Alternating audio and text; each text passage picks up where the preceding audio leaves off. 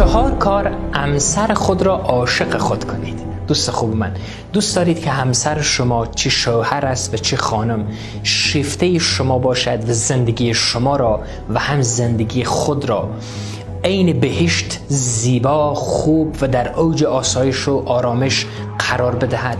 اگر جواب شما بله هست، این 4 کار را فدا و نثار همسرتان کنید. 1. 100% صادق باشید. حتی ذره فیصدی هم به فکر خیانت و تصور خیانت نباشید. صداقت اولین رشته مرکزی و هسته ارتباط سالم است. به فکر خیانت هرگز نباشید. هرگاه به همسرتان بتوانید این را به اثبات برسانید که هسته ارتباطشان سالم است، دیگر کرم آن را نخورده است، ریشهش را آسیب نزده است، دیگر قیچی نخورده است، آنگاه همسر شما عاشق شما می شود. چی مرد چی زن. 2. اگر میخواید همسر شما عاشق شما شود، به ارزش‌هایش، به خواسته‌هایش، به آرزوهایش سخت احترام بگذارید. اگر دوستان شما به همسرتان، به ارزش‌های همسرتان، به شخصیت همسر شما، به فامیل همسر خود، به دوستان همسر خود، به عزیزان همسر خود، به باورهای همسر خود احترام بگذارید. احترام یعنی اینکه طوری که هست قبولش بکنید، در اصلاح وفق دادن به زندگی خود نباشید، آنگاه همسر شما عاشق شما می شود. نخواهید که هر کس بهترین برای شما باشد، شما بهترین برای خود باشید.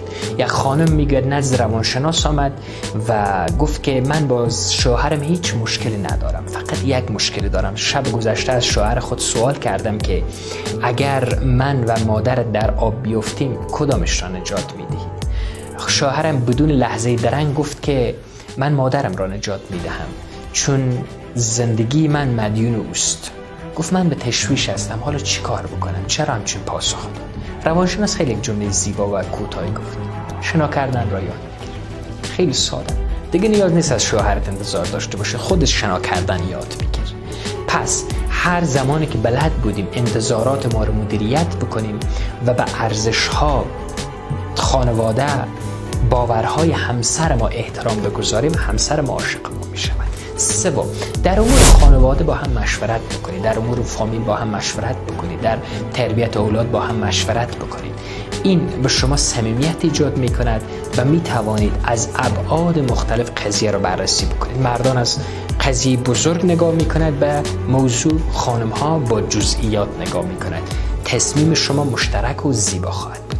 4مین نکته، کوشش کنید در مناسبت ها، مثلا سالگرد، روزهای خاص، به همسرتان هدایایی بدهید که اون رو عاشق شما می کند. مثلا حتی یک گل، یک لباس، مقدار پول به همسرتان بدهید، از آشپزیش تعریف بکنید، از شوهرتان به خاطر اینکه زحمت میکشد ستایش بکنید، یک خلوت‌های رمانتیک براتان ایجاد بکنید. میتواند محبت شما را افزایش دهد. بنابراین دوست خوب من، میخواید همسرتان عاشقتان شود با این 4 کار: 1. صادق باشید، با فامیل و ارزش‌هایش احترام بگذارید. 3. با هم مشورت بکنید. 4 که خیلی مهم است، نظر به مناسبت‌های مختلف برش هدایایی بگیرید که خوشحال شود. ما انسان‌ها نیاز به خوشحالی داریم. جا دارد که از حمایت‌های معنوی و همیشگی شما سپاسگزاری نمایم. اگر از این قبیل ویدیوها خوشتان میآید، با کامنت گذاری و نشر ویدیوها در مسیر رساندن پیام‌های آموزشی به هموطنان با ما هم مسیر باشید. از شما سپاسگزار هستم و عزیزانی که بیرون از کشور هستند با سابسکرایب کردن صفحه در مسیر رساندن پیام‌های آموزشی می‌توانید